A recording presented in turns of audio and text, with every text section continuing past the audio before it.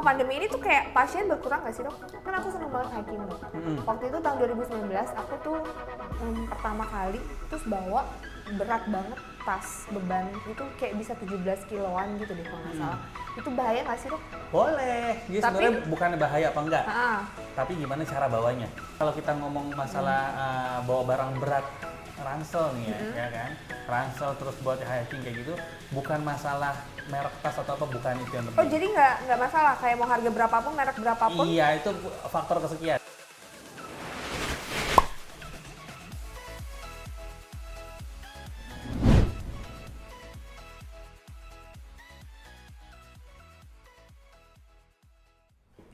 Hai guys, welcome back to Diary of Intan sama Dina. Suaranya kenceng ya. Kaget loh, asli kaget.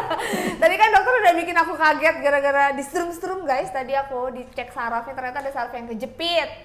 Nah, ngomongin saraf kejepit, ini aku udah sama dokter Ziki, spesialis saraf ya dok, namanya kan spesialis. Ada sebutan ini nggak para pemirsanya Intan? Belum ada. Oh, belum ada. Hai Intaners. Intan lovers. Oh, Intan lovers. Soalnya dulu ada sih namanya Quintan dok. Oh, Quintan. Jadi dulu kan aku pernah ikut Putri Indonesia kan. Terus jadi orangnya nyebutnya Quintan gitu. Teman cuman kayaknya terlalu Queen banget ya. Kayak nggak mencerminkan orangnya. Dokter apa kabar? Ya, alhamdulillah baik. Baik ya. Nah dokter, selama pandemi ini tuh kayak pasien berkurang nggak sih dok? Selama pandemi sih, awal pandemi iya. Karena awal pandemi banyak orang kan ya lebih banyak di rumah, terus segitu takut ke rumah sakit ya? Ngeliat pola dulu nih si corona ya. Cuma sekarang sih alhamdulillah udah mulai banyak ya, tapi tetap kita protokol kesehatan juga harus oke, dan pasien-pasien yang datang juga harus dipilih kira-kira yang bisa langsung masuk atau harus di screening dulu. Oh gitu, jadi harus ada prosesnya juga ya. Kayak kita juga tadi kan aku diperiksa dokter juga screening dulu, terus pakai masker. Ini copot karena emang biar kelihatan aja sama dokter. Sayang sama dokter, sama pemirsa sayang banget masa nggak bisa ngeliat muka dokternya sih. Nah dokter udah berani keluar belum sih sama pandemi? Selama pandemi ini aku udah keluar sih, tapi keluarnya maksudnya emang sesuai kebutuhan ya. Oh nggak, jalan-jalan belum? Nggak. Oh belum? Nggak berani? Nggak berani. Oh iya, nggak berani. Nggak berani. Saya yang bandel berarti. Nggak berani. Tapi aku juga kayak nggak berani sih, kayak masih sesekali doang. Terus kayak trekking sih, kemarin terakhir trekking. Dan itu juga trekkingnya itu ada kayak protokolnya, jadi dia harus antigen dulu, bisa di tempat, bisa di luar, bawa kertas gitu. Terus sama orang-orang yang emang udah pasti istilahnya udah tau lah, udah gitu, ketahuan lah ya, aman. Dan itu jaga jarak banget perjalanan dan harus pakai masker. Dan outdoor. Iya, dan outdoor harus pakai masker, gila dok. Cuman sesekali kalau udah sesak, udah capek dilepas sih, tapi pas giliran lewat pemukiman itu kita pakai lagi. Nah ngomongin soal trekking, kan aku seneng banget hiking dok. Waktu itu tahun 2019 aku tuh pertama kali terus bawa berat banget tas beban itu kayak bisa 17 kiloan gitu deh kalau nggak salah. Itu bahaya nggak sih dok? Sebenarnya mau nanya dulu boleh nggak? Apa? Itu trekking bawa kulkas? Bukan.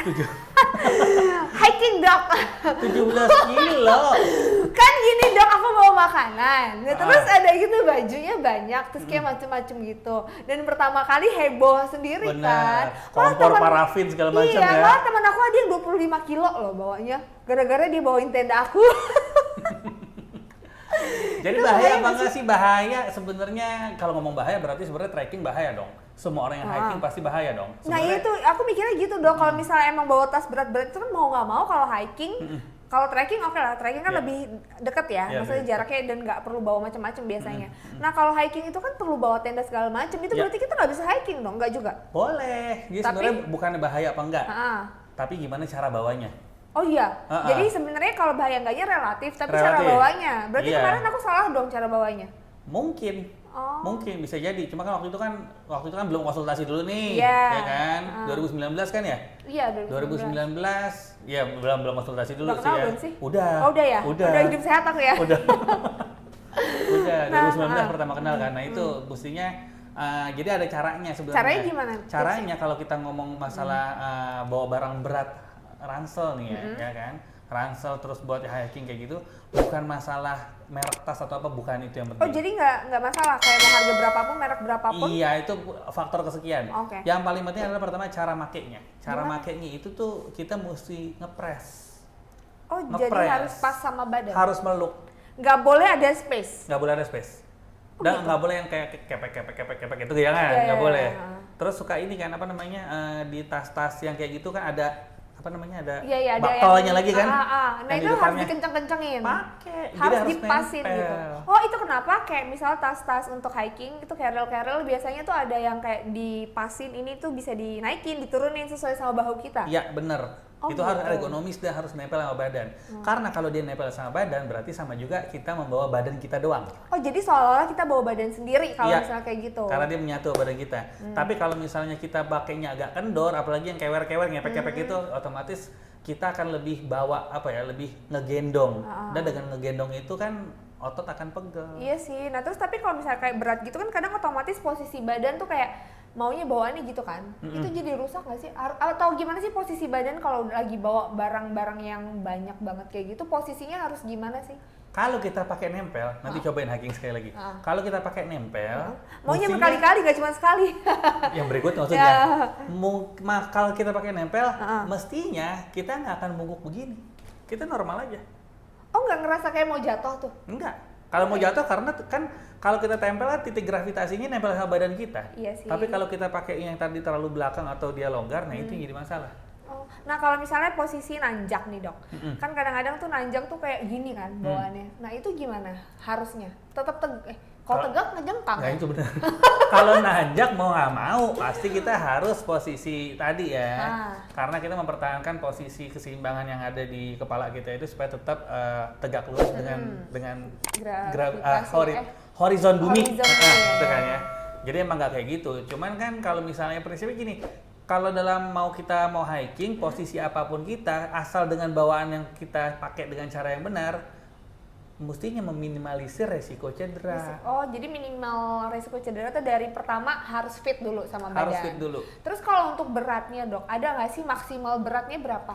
Maksimal berat sih sebenarnya subjektif. Tergantung orang. Tergantung orang, nggak bisa disamaratain. Karena tiap orang kekuatannya beda-beda.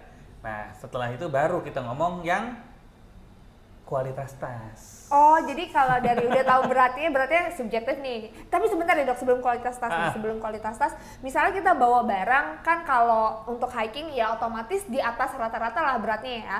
Nah itu maksimal kayak berapa jam sih dok? Biar misalnya teman-teman yang suka hiking juga bisa kira-kira nih. Oh gue kira-kira kalau misalnya udah jalan kan hiking kan tahu kan pasti treknya ada yang susah dan mau nggak mau banyakan nanjak dan mau nggak mau banyakan nunduk gitu kan. Nah itu kayak maksimal paling nggak kita tuh per berapa jam harus rest dulu? Nggak ada patokan juga sih sebenarnya.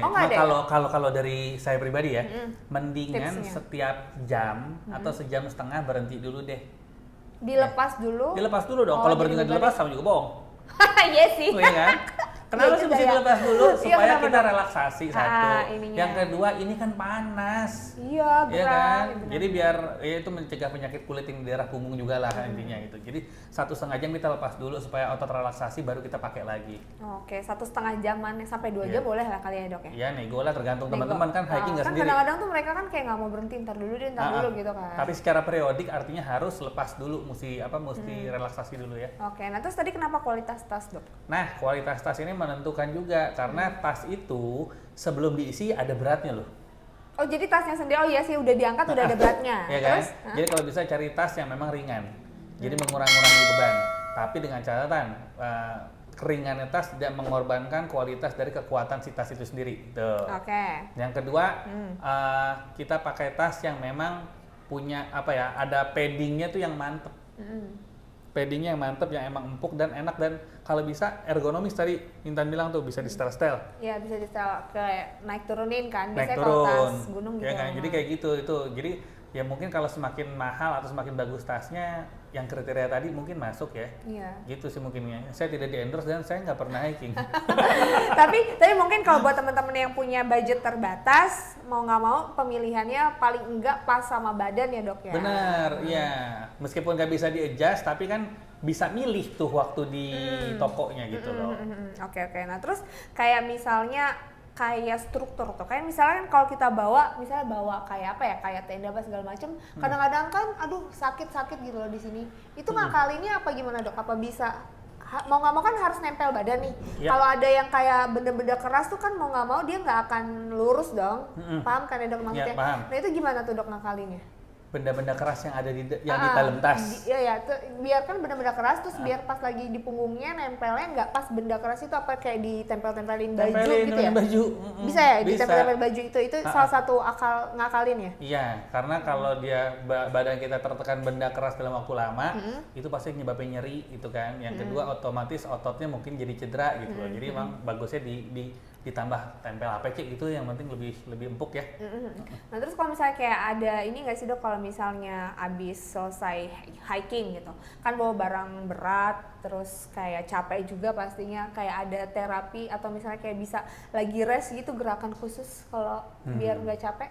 Sebenarnya gerakan ini ya bukan yang dalam untuk nggak capek dong ya, untuk hal apapun gitu ya, yang tadi udah diajarin. Oh yang tangannya, jadi gini tangan guys, ke belakang. Coba tangan ke belakang, kasih lihat, kita kasih lihat tangannya gini nih, kita main kereta-keretaan gini. gitu Ke belakang, ini ada ininya nih, jadi tangan gini tuh 15 detik ya? 15 detik kurang lebih 15 detik. apalagi ya nunduk begini ya, oh jadi?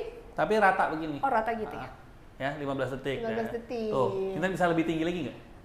Bisa lebih tinggi lagi nggak? Aku? Coba Tangannya? coba. Enggak, karena memang ada masalah kan tadi udah dicek. Iya, ada masalah saraf kejepit di sini.